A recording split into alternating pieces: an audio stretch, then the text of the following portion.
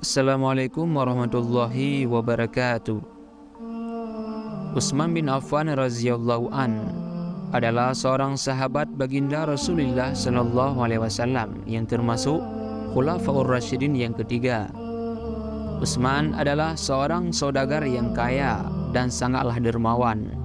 Ia juga berjasa dalam hal membukukan Al-Quran.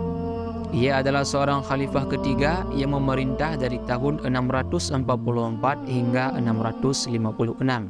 Selain itu, sahabat Nabi yang satu ini memiliki sifat yang sangat pemalu. Utsman bin Affan merupakan salah seorang sahabat Nabi yang terdekat. Bahkan, dia juga dijadikan oleh Rasulullah sebagai menantunya.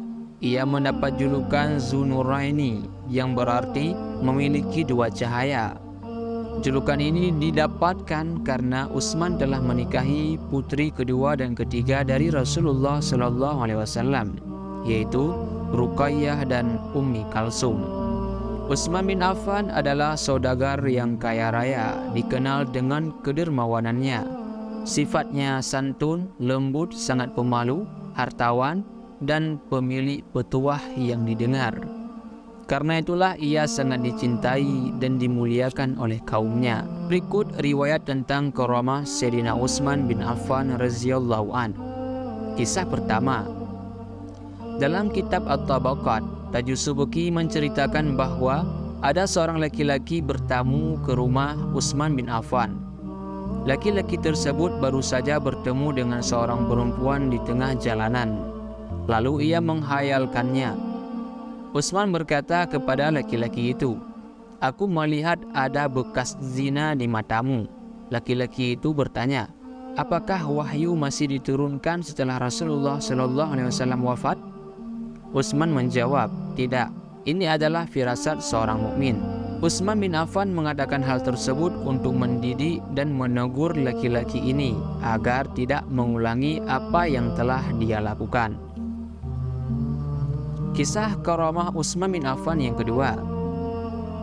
Ibnu Umar radhiyallahu an menceritakan bahwa Ja'ja al-Ghifari mendekati Utsman radhiyallahu an yang sedang berada di atas mimbar. Ja'ja merenggut tongkat Utsman lalu mematahkannya. Belum lewat setahun Allah menimpakan penyakit yang menggerogoti tangan Ja'ja hingga merenggut kematiannya.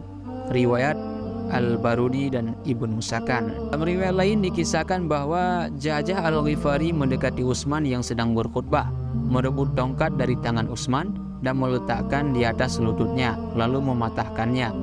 Orang-orang menjerit. Allah lalu menimpakan penyakit pada lutut Ja'ja dan tidak sampai setahun ia meninggal.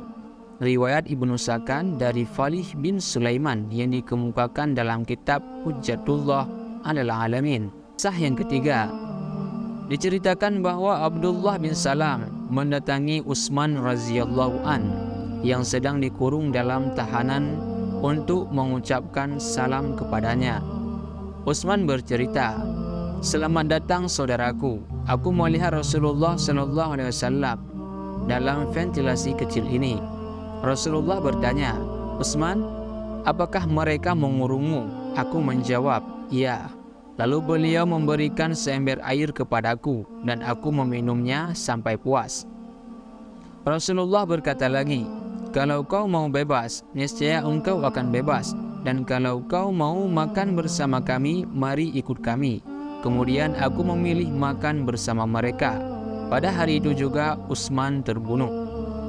Demikianlah kisah karamah Utsman bin Affan radhiyallahu an sebagai bukti kemuliaan yang Allah berikan kepadanya. Semoga bermanfaat. Wallahu a'lam bishawab. Assalamualaikum warahmatullahi wabarakatuh.